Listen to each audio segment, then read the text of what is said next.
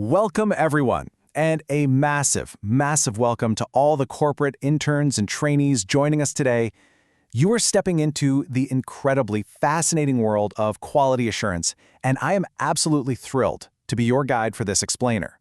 Today, we're mastering the bug lifecycle. And look, this isn't just some dry theory.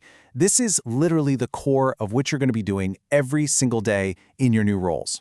We're going to build your foundation from the ground up so you can step into your teams with absolute confidence. So, let's get started. I want you to think about a super relatable scenario for a second.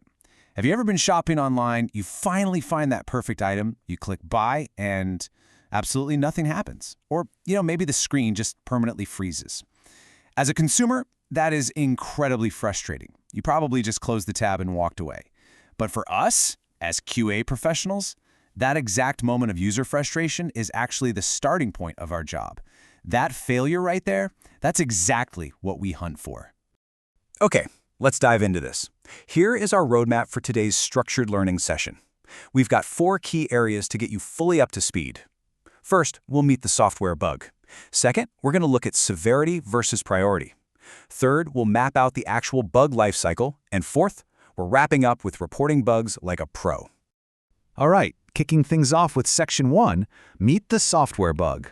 Let's look at what exactly goes wrong behind the scenes.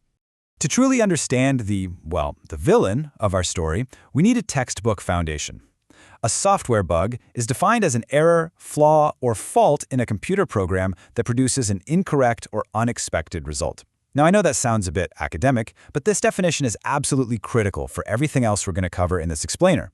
Basically, if the system behaves in literally any way that wasn't intended by the developers or the product designers, boom, you found yourself a bug. So how does that theoretical flaw turn into a very real problem? Think back to our earlier example, an e-commerce shopping cart crashing right at checkout. That isn't just some tiny ignorable technical glitch. It's a real-world defect that translates into a massive business problem. I mean, we're talking lost revenue, incredibly frustrated customers, and a damaged brand reputation. As interns and trainees, you're going to be tasked with identifying these exact high-stakes scenarios long before the customer ever even sees them. Moving right along to Section 2, severity versus priority, or what I like to call the triage phase. In the real world, you are going to uncover a lot of bugs. But trust me, they are not all created equal. Just like medical professionals in a chaotic emergency room, you have to triage. So the crucial point is drawing a clear distinction between these two concepts. Severity is about how much the bug actually hurts the system technically. Is it a severed arm that crashes the entire application, or is it just a cosmetic paper cut? Priority, on the other hand, is entirely about business needs. It dictates how quickly the business demands the issue be fixed. You can actually have a bug that technically breaks very little, but is still an absolute drop-everything emergency. This matrix breaks it down perfectly for you. Let's look at column 1, high severity and high priority. Imagine the app completely crashing every single time a user tries to log in. The system is fundamentally broken, no one can use it. That is a massive drop everything and fix it situation, for sure. But now look at column 2, low severity, high priority. Imagine the company logo is upside down right on the main homepage. Technically, the system works fine. You can still buy things. But from a business branding perspective, it looks terrible. So the priority to fix that technical paper cut is actually incredibly high. Which brings us to Section 3, the bug lifecycle. We're tracking this from discovery all the way to resolution. This is the core narrative arc of our explainer, because once you find a bug, what actually happens to it? It doesn't just sit there in a void. Let's move to and see how this builds across these 5 vital states. Chronologically, a single bug starts its journey marked as new the very moment you log it. Then, a lead or manager reviews it and it becomes assigned to a specific developer. Once that developer actually rolls up their sleeves and starts writing code to fix it, it moves to in progress. After they believe they've squashed it, they toss it back over the fence to you, and its state becomes in QA so you can retest it. Finally, if you verify the fix actually works, you mark it as closed. This lifecycle is a strict chain of custody, ensuring absolutely no defect is left behind. Now, you might be wondering, why does a structured workflow matter so much in a fast-paced corporate environment? Well, because without it, chaotic things happen. Bugs get forgotten, developers end up working on the wrong things, and broken software accidentally ships to the public. I want to reassure all of you right now. This process is your safety net. Lean on it. We are now entering our final section, reporting bugs like a pro. This is where we arm you with Jira. This is where the rubber really meets the road. We are handing you your weapons today, the highly practical tools and the exact defect reporting processes used by professional QA teams in the real world every single day. So let's break down the physical act of reporting a bug. Step 1 is simply to identify the anomaly, just spotting that something feels off. Step 2, though, that's where the real skill comes in. You must isolate the exact steps needed to reproduce it. This is often the hardest part of QA. You're kind of acting like a digital detective. A bug report is only as good as the QA professional's ability to reproduce it. Because think about it, if the developer can't trigger the bug on their own machine by following your steps, they literally cannot fix it.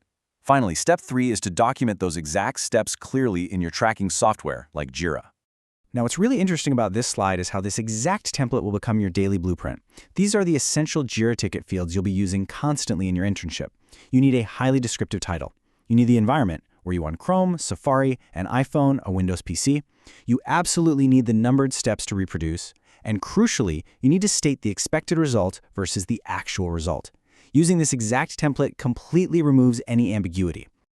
Let's rapidly simulate a real-world scenario just to lock this in. Imagine you're testing a site and the Add to Cart button becomes totally unclickable. But, and here's the catch, only on Chrome mobile. How would you fill out those Jira fields? Well, your title would say exactly that. Environment, Chrome mobile, steps. 1. Navigate to any product page. 2. Tap Add to Cart. Expected result, item is added to cart and a confirmation appears. Actual result, button is totally unresponsive. Do you see how undeniably clear that is for a developer who has to read it?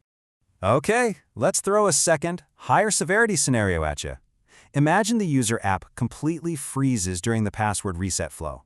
Think about severity versus priority here for a second. It stops the user entirely from accessing their account, right? So we are looking at high severity and high priority. In Jira, you'd meticulously document the exact device, the exact point in the reset flow where the freeze happens, and because it's a total showstopper, you'd flag this ticket to get it straight to the very top of the developer's queue. Which brings us to the end of our explainer. I want to leave you all with this empowering question. The next time software breaks, are you just going to complain about it like a regular user? Or will you know exactly how to squash it? You are now fully equipped with the practical framework, the right terminology, and the exact reporting structures to really kickstart your QA career. So go out there, trust the bug lifecycle, write phenomenal Jira tickets, and have an absolutely amazing internship. Thanks so much for learning with me today.